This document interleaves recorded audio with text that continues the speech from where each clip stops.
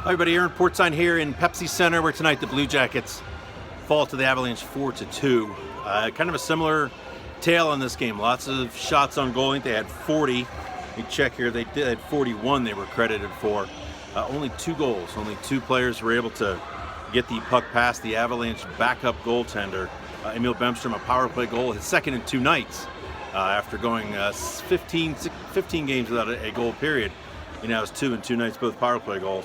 And Zach Werenski, an even strength goal, his 4th. More on those in a bit. I think the big story coming out of this one is Blue Jackets captain Nick Foligno. What does the near future hold for him after a hit tonight, late in the second period, on Avalanche forward Pierre-Edouard Bellemare? An open ice hit that Foligno, his elbow or shoulder somewhere in Foligno's upper body, connected with Bellemare's either jaw or his face. Anyways, head contact. Bellemare went down. You could see Foligno at first thought there was some drama being played on Bellemare's part to make it seem worse than it was. But then looking at the scoreboard, Nick Foligno said he realized immediately and felt sick to his stomach that he had made contact with Bellemare's head. So Foligno gets a 5-minute major. He also gets a game misconduct he has done. In true captain form, he is sitting in his stall when the Blue Jackets dressing room opens after the game and wants to get it out of the way. Let's talk, boys. And in his, I must say, I've been doing this a long time. I can't recall a player in his position being as contrite, as apologetic as he is. Usually you have some equivocating. You have players saying the guy moved at the last second, I didn't see it. Sometimes that's fair and honest. But Foligno was pretty clear with this one. He felt sick to his stomach. His biggest concern was not that he may be suspended, but that Bellemare is not okay. He took steps while he was in the dressing room, while the game was still going on, to find out from the Avs if Bellemare is doing okay, and said that early word is that he is doing okay. He was able to get off the ice under his own power. So tough break there for the Blue Jackets, certainly for the Avs, because their player is the one that got injured. But what becomes of Foligno now? Does he face any supplemental discipline from the NHL?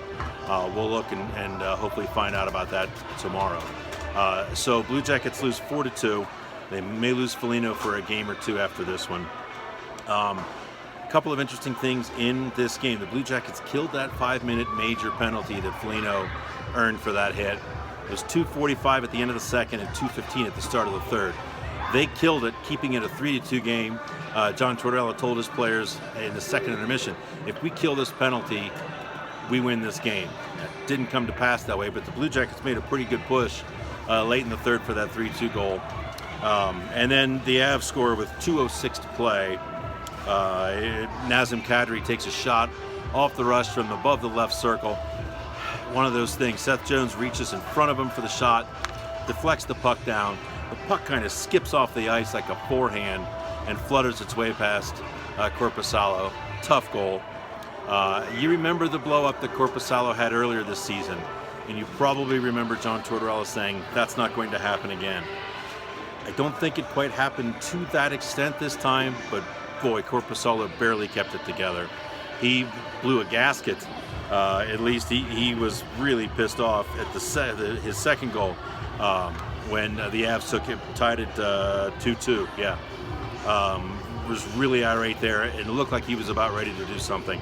But then after that 4th goal, the deflected goal by Kadri, gave his near post a pretty solid whack, fired the puck out of the net with much pace. It would have made it all the way to the far end of the ice if the linesman preparing for the ensuing faceoff didn't put his stick out or his skate out and stop it.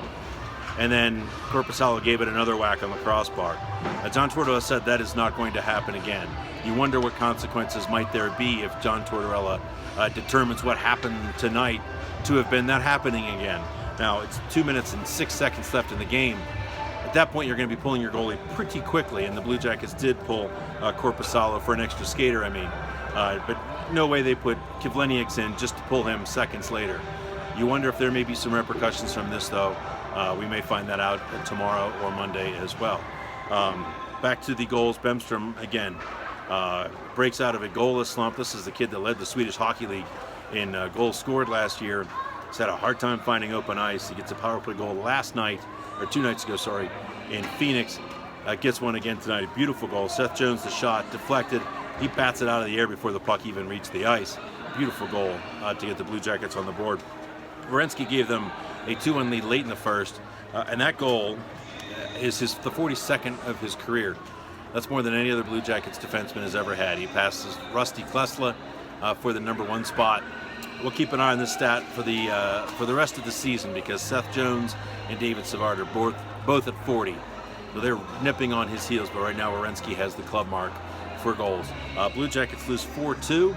They're off tomorrow in terms of practice. They're also off tomorrow in terms of traveling to Montreal, where they play the Canadiens on Tuesday at Bell Center.